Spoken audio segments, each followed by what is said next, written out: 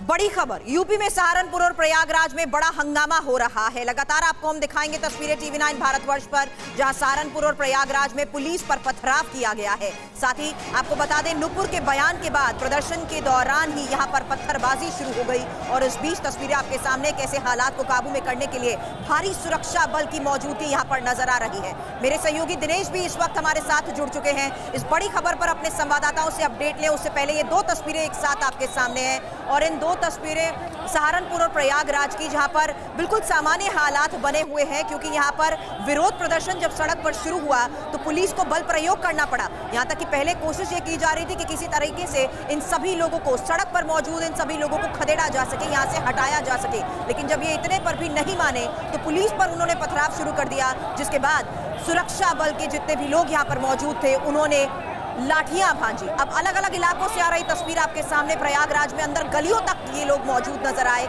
जहां पर भाग भाग दौड़ा कर इन्हें पीटा गया। हालांकि जो आसपास की दुकानें थी, अगर उन्हें नुकसान पहुंचाने की कोशिश की गई तो पुलिस ने इनको रोका और साथ ही जो इन पुलिस के हत्थे चढ़ा उसे पुलिस ने अब नहीं बख्शा। मेरे सहयोगी दिनेश इस वक्त हमारे साथ है। दिनेश, ये तस्वीरें वाकई चिंता बढ़ाती हैं कि देखते ही देखते अचानक दोनों जगहों पर, प्रयागराज में भी और सहारनपुर में, दोनों जगहों पर हालात बिगड़ गए। और चिंता इसलिए भी ज़्यादा बढ़ती है कि ये हर शुक्रवार को इस तरह की चिंता अगर दिखाई देगी, अगर इस तरह के अंदेशे हर शुक्रवार को बने रहेंगे तो जाहिर है ये लॉ एंड ऑर्डर के हिसाब से एक बड़ा चैलेंज बनता जा रहा है। और साथ में ये भी देखना होगा कि क्या ये सब कुछ पूर्व नियोजित हो रहा है और क्या इस सब के पीछे एक ही तरह के लोग हैं, क्या लोगों को भड़काया जा रहा है। क्योंकि आप दूसरी तरफ देखें, जैसे एक मुद्दे को लेकर ये बवाल है, उस तरफ जो आवश्यक कार्रवाई है वो की जा रही है, कानून उस दिशा में अपना काम कर रहा है, लेकिन ये कौन से लोग हैं जो कानून को अपने हाथ में लेना चाहते हैं, ये कौन से लोग हैं जो हर शुक्रवार इस तरह की तनाव वाली स्थितियां बनाना चाहते हैं। सहारनपुर और प्रयागराज में भी क्या ये सब कुछ पूर्व नियोजित था और क्या सरकार, क्या प्रशासन इसको वक्त रहते प्रीएम्प्ट कर पाया, ये भी एक कानपुर दिनेश हमने देखा सुबह से यहां पर नजर बनाई गई थी। यहां पर न सिर्फ पुलिस का फ्लैग मार्च हो रहा था बल्कि ड्रोन से भी संवेदनशील इलाकों पर नजर रखी गई थी। हमारे संवाददाता पुनीत इस वक्त हमारे साथ जुड़ चुके हैं। पुनीत, कानपुर में 125 ऐसे पॉइंट्स का लगातार आप जिक्र कर रहे थे जिन्हें अलग अलग जोन में बांटा गया। कानपुर में इस वक्त हालात क्या है, सीधी तस्वीरें दिखाएं। देखिए, कानपुर में इस वक्त मैं यतीम खाना इलाके में मौजूद हूँ। यही सबसे सेंसिटिव जोन है जहाँ पर एक हफ्ते पहले हिंसा शुरू हुई थी। ये मस्जिद है यतीम खाना की और यहाँ पर जब नमाज अदा की उसके बाद से यहाँ से हिंसा शुरू हुई थी। लेकिन आज की अगर बात करें तो 125 जो जोन बनाए गए वहाँ पर पुलिसकर्मियों की तैनाती हो। देखिए, यतीम खाना इलाके पर हर जगह चप्पे चप्पे पर उत्तर प्रदेश पुलिस के साथ ही पैरामिलिट्री फोर्सेस की तैनाती की गई है। हर 10 कदम पर पुलिस को तैनात किया गया है और लखनऊ से विशेष रूप से भेजे गए एनकाउंटर स्पेशलिस्ट अजय पाल शर्मा को भी यतीम खाना इलाके में ही पोजीशन दी गई है। यहाँ की अगर बात करें तो पूरी तरीके से शांति से नमाज यहाँ पर अता की गई है और ड्रोन के जरिए भी यहाँ से पर नजर रखा जा रहा था, अभी भी नजर रखी जा रही है ताकि कहीं छतों पर कोई पत्थरबाजी ना हो। और इसके अलावा सबसे अहम यह है कि अफवाहों पर जोर ना दें, इसके लिए आज 12 ई रिक्शे पर लाउड स्पीकर रख के पुलिस ने ऐलान कराया और इस पूरे इलाके में घूमे थे। पूरी तरीके से अभी तक लॉ एंड ऑर्डर पर नियंत्रण है। जैसा कि ADG law and order Uttar Pradesh Prashant Kumar ने भी कहा है कि तमाम जगह जो जुमे की नमाज थी उसको शांतिपूर्ण तरीके से अता कर लिया गया और अभी स्थिति पूरी तरीके से कंट्रोल में। इलाके की बात करें तो देखिए, लोगों ने अपनी अपनी दुकानें भी खोल रखी हैं और नमाज अता करने के बाद लोग अपने अपने घरों को भी जा रहे हैं और किसी भी तरीके की यहाँ पर कोई भी दिक्कत नज़र नहीं आ रही है। सुरभि, तो कानपुर में पहले ही चीज़ों को लेकर जाहिर है सतर्कता बरती गई और वहाँ आज चीज़ें कदरन शांत दिखाई दे रही हैं। लेकिन अगर आप दूसरी जगह देखें, हमने आपको दिखाया सहारनपुर, प्रयागराज, मुरादाबाद में भी तनाव है और ये तस्वीरें आपको इस बात की गवाही भी देंगी। देखिए, ये प्रदर्शन तो आज देश भर में कई जगहों पर हुए हैं जुमे की नमाज के बाद, लेकिन कई जगहों पर स्थितियां उग्र हो गई, जिनमें से खास तौर से 3 जगहों का नाम जहां का हम आपको बता रहे हैं, प्रयागराज, सहारनपुर और मुरादाबाद। बहरहाल आप देख रहे हैं दिल्ली, लखनऊ, मुरादाबाद और सहारनपुर की तस्वीरें। दिल्ली में जामा मस्जिद में भी लोगों ने जुमे की नमाज के बाद बाहर निकलकर प्रदर्शन किया और कहा कि गिरफ्तारी होनी चाहिए उनके खिलाफ, उनकी गिरफ्तारी होनी चाहिए जिन्होंने पैगंबर साहब के खिलाफ बयान दिया है। और दूसरी तरफ आप देख रहे हैं ये बातें तो ये प्रदर्शनकारी देश में कई जगहों पर जुमे की नमाज के बाद रखते नजर आए, लेकिन कई जगहों पर स्थितियां उग्र हो गईं और उनमें से एक है सहारनपुर, दूसरा प्रयागराज और मुरादाबाद से भी तनाव की खबरें हैं। प्रयागराज और सहारनपुर में तो पथराव की खबरें हैं और मुरादाबाद में भी तनाव है। हालांकि अब धीरे धीरे स्थितियां काबू में आ रही हैं।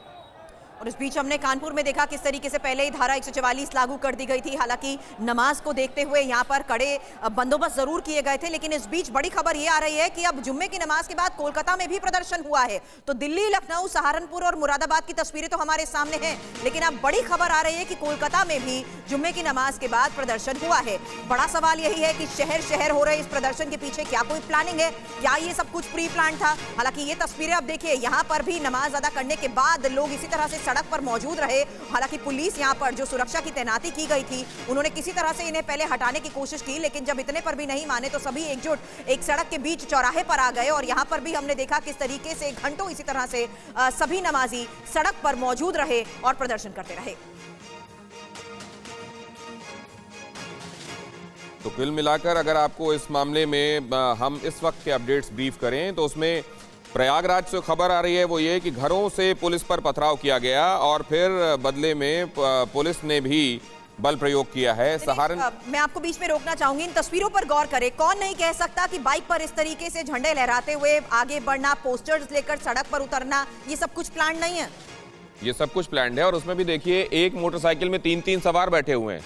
हर तरीके से नियम कानून को ठेंगे पर रखकर और चीजें की जा रही हैं। और साथ में क्या किया जा रहा है, हाथ में पकड़ लिया जा रहा है तिरंगा, ताकि कोई कुछ कह ना सके।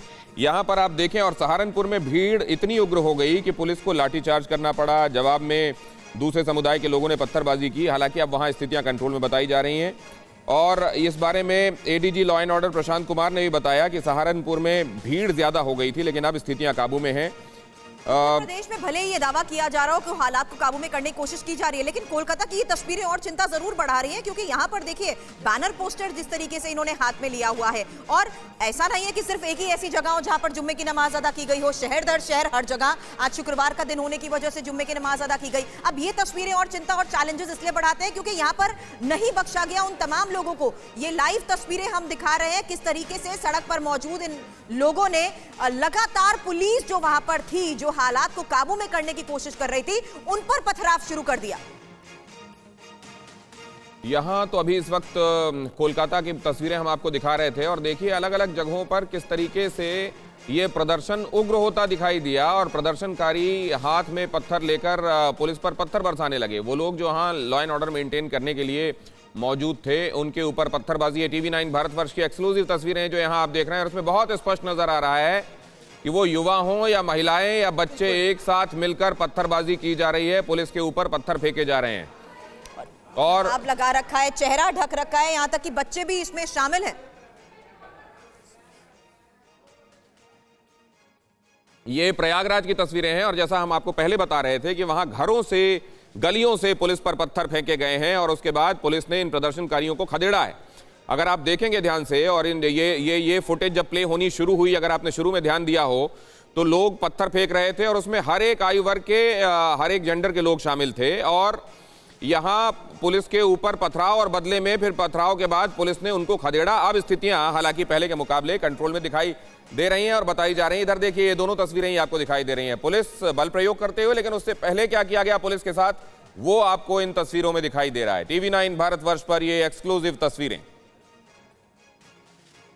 तो यूपी में जिस तरीके से जुम्मे की नमाज के बाद बवाल हुआ, उसी के साथ साथ कोलकाता से भी ये तस्वीरें आ रही हैं। लेकिन यूपी में हालात अब फिलहाल जिस तरीके से काबू में नजर आ रहे थे, वो एक बार फिर से यहाँ पर स्थिति बदल गई है, क्योंकि अब सड़क पर जो लोग मौजूद हैं वो लगातार पुलिस बल पर, सुरक्षा बल पर पथराव कर रहे हैं। और जिस तरीके से नमाज अदा करने के बाद ये लोग एकजुट रहे, पुलिस ने पहले से ही ये हिदायत की थी, लोगों से लगातार अपील की जा रही थी कहीं पर भी लोग इकट्ठा ना हो, नमाज अदा करने के बाद सब वापस अपने घर और काम पर लौट जाएं। लेकिन यहां पर सभी डटे रहे और ना सिर्फ पहले विरोध प्रदर्शन होता रहा, नारेबाजी होती रही, लेकिन अब बवाल शुरू हो चुका है और ये हम देख रहे हैं कि किस तरीके से बच्चे तक इसमें शामिल हैं। हालांकि कुछ लोग यहां पर नजर आ रहे हैं जिन्होंने चेहरा ढका हुआ है और ये देखिए पुलिस की गाड़ियां जिस तरीके से बीच रास्ते में हैं, उन्हें भी अब नुकसान पहुंचाया जा रहा है। पुलिस की गाड़ियों पर भी पथराव किया गया है।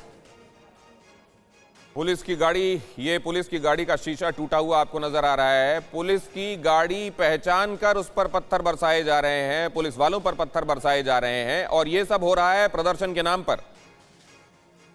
प्रदर्शन इसलिए क्योंकि कथित तौर पर एक टिप्पणी से ऐतराज है जिसमें प्रॉफेट मोहम्मद को लेकर कोई बात कही गई, लेकिन वहां आप दूसरी तरफ देख रहे हैं कि उस पर कार्रवाई शुरू हो चुकी है।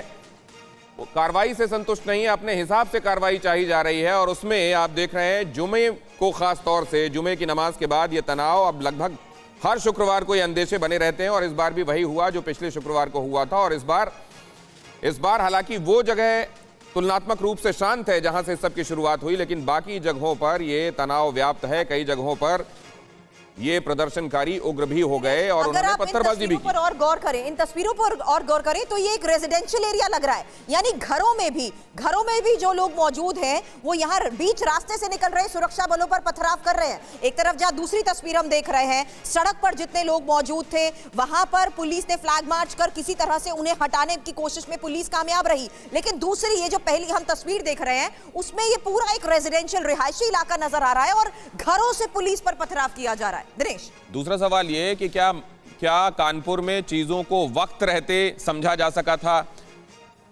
ऐसा लगता है कि इसमें कहीं कोई गुंजाइश रह गई। दूसरी तरफ आप देख रहे हैं इन शहरों में भी क्या पहले से सूचनाएं नहीं मिली और क्या वक्त रहते उन पर एक्ट किया जा सका? यहां भी लग रहा है गुंजाइश रह गई। हालांकि पुनीत शर्मा के पास हम चल सकते हैं और वो आपको बता रहे थे कि किस तरीके से खास तौर से संवेदनशील जगहों पर इस बार विशेष निगरानी रखी गई, ड्रोन तक को इसमें लगाया गया। और क्या जानकारी उनके पास आई है समझने के लिए चलते हैं और क्या दिखाई दे रहा है आपको। और आज अब जो फिलहाल टेंशन समझा जा रहा था उसका टाइम ओवर हो गया या अभी आगे अंदेशे बने हुए हैं और सतर्कता बरती जा रही है?